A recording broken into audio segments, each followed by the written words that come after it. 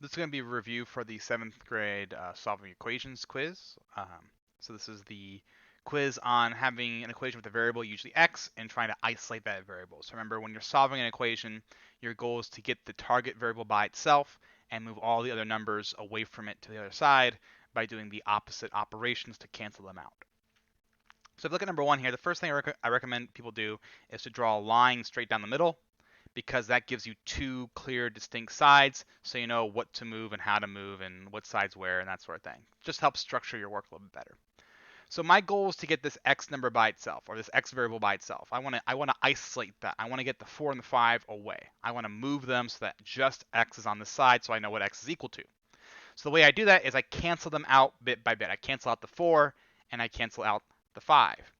And I'm going to do the 5 first. Usually you want to leave anything being multiplied to the variable or anything being divided to the variable, you want to leave that to move last. You want to move everything else first. So this 5, there's nothing in front of the 5, so we assume it's a positive 5. This 5 I have to move by subtracting it, because that's how you move numbers, you do the opposite operations. So subtracting 5 makes this go away, which is what I want, because now I have just 4x. I no longer have the 5 there, which is good because I want to get rid of numbers on the x side. Now the golden rule for equations is whatever you do on one side, you have to repeat on the other.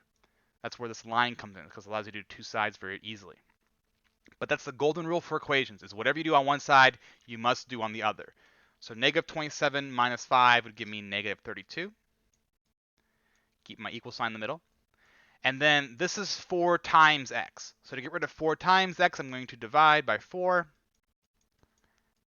And I get x is equal to negative 8. Now, if you want to check your answer, what you can do is go back to the original problem, which was this.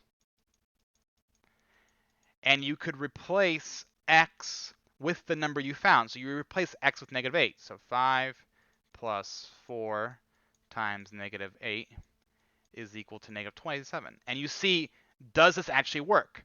4 times negative 8 is negative 32. This is going to give me a negative 27, which is indeed equal to negative 27. I get the same thing on both sides. I get the correct answer. So this answer does work.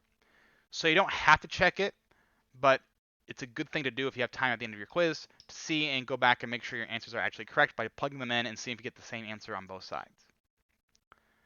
2 is done the exact same way. I'm going to leave that 7 for the last part. I'm going to get rid of the 2 first by subtracting it because it's a positive 2. And I get 7x is equal to 49. Then I divide by 7, and I get x is equal to 7. Again, same steps. Usually takes 2 steps for each problem. Down here, same thing. Subtract that 9. You get 3x is equal to 15. Divide by 3. And you get x is equal to 5. Now, negatives thrown in the mix change things up a little bit, but not much. You still do the same thing. Just make sure you're careful for your negatives. So minus 7 or negative 7. This is a negative 7 here. How do I get rid of that?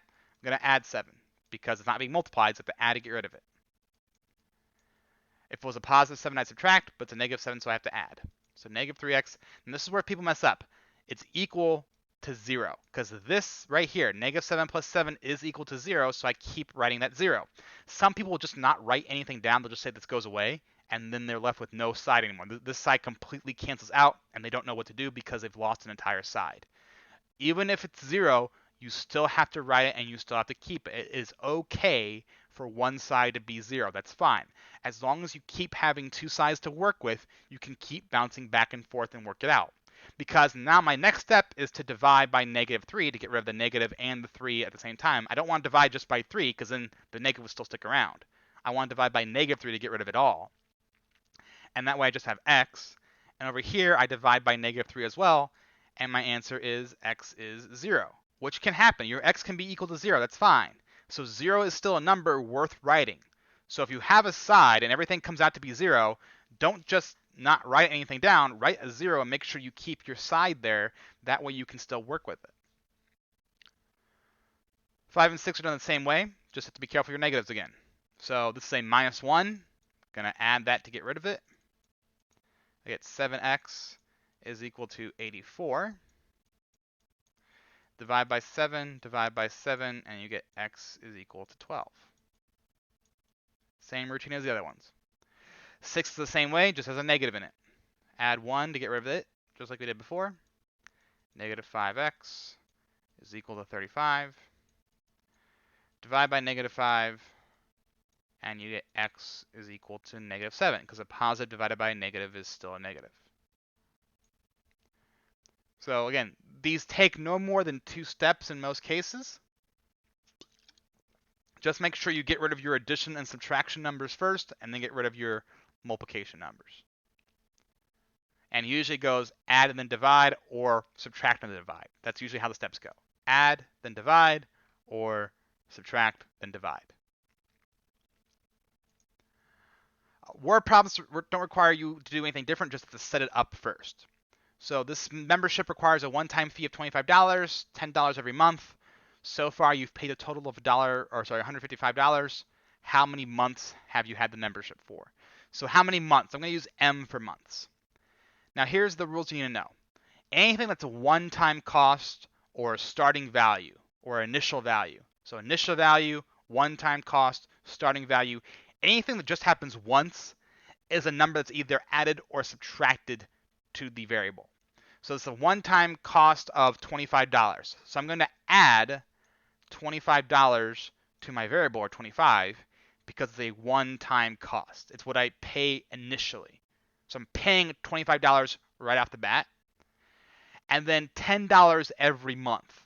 So anything that repeats, anything that happens every instance, like every month, every year, every doll, every mile, anything that happens every single instance, that is a multiplier to the variable. So 10 is going to be multiplied to the m. So anything that repeats, or anything that has the word every, or for each, or per, anything like that, that is a multiplier to the variable. Anything that happens once, or starts the problem out, is an addition problem, or addition to the variable, or subtraction. And then anything that happens the word total, anything you end with, the final amount, the final number, that is your equal to number. That's the number that's by itself. And then you solve it. So subtract the 25 to get rid of it. You get 10m is equal to 130.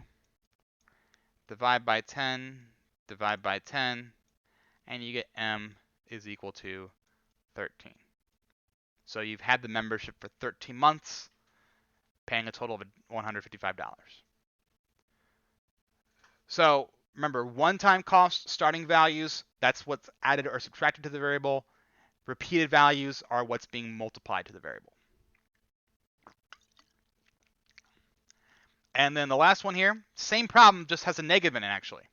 You cut off 3 inches from a 20-inch piece of lumber with every chop. You have 8 inches long on the end.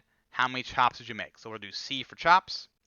So 3 inches off this much lumber with every chop. So 3 inches off every chop.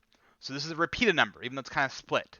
3 inches off every chop. So this 3 inches off happens every time. So it's a multiplier to the C. And it's actually a negative multiplier because you're taking off 3 inches. You're losing 3 inches. You're cutting away 3 inches. So it's a negative multiplier to the C because it happens every time. 20-inch piece of lumber is what I start with. I start with 20 inches of lumber, so that's going to be added to the variable because that's a starting amount. It's an initial value. It's an initial value. And then when you finish, you have 8 inches left. So finish, that means they're going to be equal to 8 inches. How many chops do we make? Well, let's solve this equation. Minus 20, minus 20. You get negative 3c is equal to negative 12. Divide by negative 3, divide by negative 3, and you get c is equal to 4. So you've made a total of 4 chops to get down to that much lumber.